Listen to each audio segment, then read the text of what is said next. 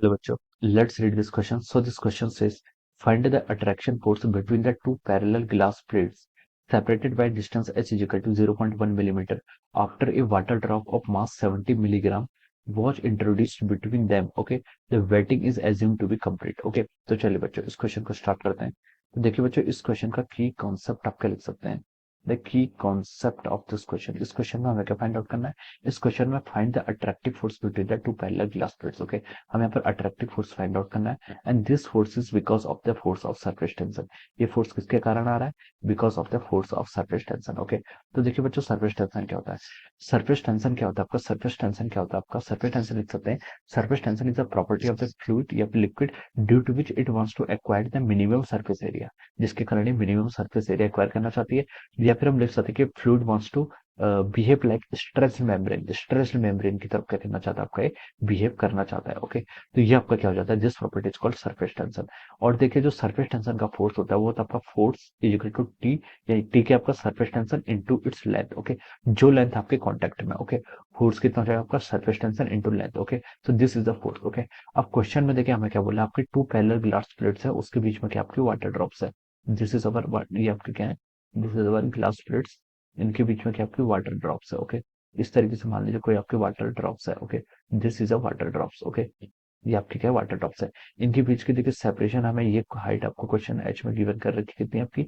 0.10 millimetre, ये आपको question given की हुई है। ओके, और इसका मास, वाटर ड्रॉप का मास भी आपको क्वेश्चन में गिवन है, कितना? 70 मिलीग्राम। ओके, अब हमें बोला कि assume that waiting is complete. Okay, waiting complete होने का क्या मतलब? वेटिंग कंप्लीट होने का मतलब है जो आपका कॉन्टैक्ट एंगल होगा, यहाँ पर कॉन्टैक्ट एंगल होगा। ओके, ये आपका देखिए इस तरीके से फोर्स जो लगा यहाँ पर, जो आपका कॉन्टैक्ट एंगल होगा, ये कॉन्टैक्ट एंगल क्या होगा? इट शुड बी, जो आपका कॉन्टैक्ट एंगल है ये क्या होता है आपका? एक्यूट एंगल होना चाहिए, यानी कि आपका लेसर देन 90 होना चाहिए। वाटर का केस है तो हम इसको जीरो इक्वल मान लेंगे, तो हम कॉस थीटा का कंट्रीब्यूशन कितना कर लेंगे? यहाँ पर 1 एज्यूम कर लेंगे। ओके, तो ये आपका फोर्स हो जाएगा। ओके, तो देखिए इस पर दो साइड से आपका वाटर फोर्स लग रहा है, तो हम लिख सकते हैं जो आपका नेट फोर्स हो जाएगा वो किसके इक्वल हो जाएगा आपका? 2 times T into L. Okay, ये आपका फोर्स हो जाएगा। This is the force of the surface tension due to the, दोनों साइड्स हो जाएगा। ओके, फोर्स क्या हो जाएगा आपका? टी इंटू एल के इक्वल हो जाएगा, 2 टाइम्स टी इंटू एल के। ओके, अब देखिए बच्चों 2 इंटू टी, टी आपको पता है एल, एल क्या आपकी लेंथ।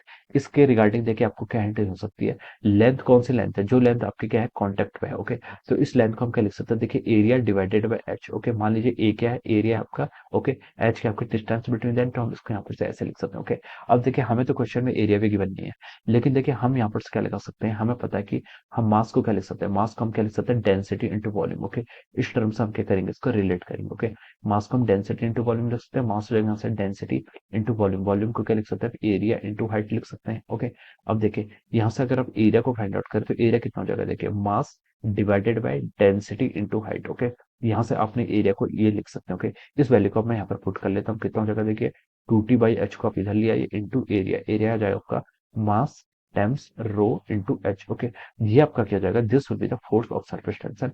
इसका मैग्नीट्यूड देखिए कितना हो गया आपका? 2t m डिवाइडेड बाय कितना हो जाएगा आपका? रो टाइम्स एच का square. Okay, so this is the force of surface tension. ये क्या हो जाएगा? फोर्स ऑफ सरफेस टेंशन आपका इतना हो जाएगा। ओके, अब देखिए इस पर हम वैल्यूज पुट कर लेते हैं, तो ये आपका आ जाएगा 2 इंटू टी। टी क्या आपका? Surface tension. Okay, surface tension की कितनी वैल्यू होती है? देखिए वाटर के केस में होती है आपकी 79 पर सेंटीमीटर। कितने? 79 पर सेंटीमीटर। अब मैं इसको पूरा ऐसा सिस्टम में कन्वर्ट कर रहा हूँ, तो डाइन को मैं क्या कर लेता हूँ? 10 टू द पावर माइनस कर लेता हूँ। पर सेंटीमीटर है तो मैंने इसके लिए 10 टू द पावर माइनस 2 को यहाँ पर से ऐसे लिख लिया। ओके, इंटू मास, मास देखिए 70 मिलीग्राम क्वेश्चन में गिवन है। ओके, 70 मिली है तो मैंने इसको 10 टू द पावर माइनस 6 से ग्राम में कन्वर्ट कर दिया। पूरा क्वेश्चन मुझे ऐसा सिस्टम में सॉल्व करना है, तो मैं इसको 10 टू द पावर माइनस 3 से मैंने इसको केजी में भी कन्वर्ट कर दिया। ओके, डिवाइडेड बाई अब क्या है? रो इंटू एच इंटू इसका डेंसिटी।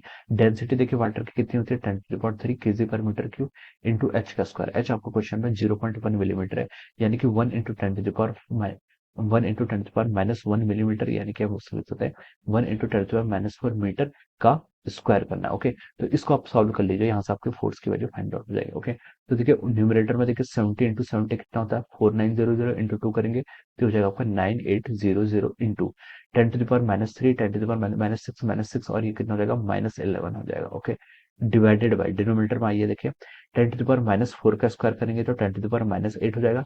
2 से डिवाइड करेंगे तो 10 टू द पावर -10, -10, और ये हो जाएगा आपका 10 टू द पावर 7, 3 से करेंगे तो 10 टू द पावर -7 हो जाएगा। ओके, तो ये हो गया आपका देखिए 9800 इंटू 10⁻⁻⁴ हो जाएगा। ओके, तो देखिए 1 2 3 4 इसको सॉल्व करेंगे तो आपका आ रहा है 0.98 न्यूटन के इक्वल आ रहा है। Okay, so this will be the force of attraction. ये क्या हो जाएगा आपका force of attraction between the two glass plates. Okay, ये किसके कारण आपका सरफेस टेंशन के कारण आ रहा है। Okay, so this will be the answer of this question. ये क्या हो जाएगा आपका this will be the answer of this question. ये क्या हो जाएगा आपके क्वेश्चन का आंसर हो जाएगा। Okay, so I hope you all understood this concept. All the best and thank you so much.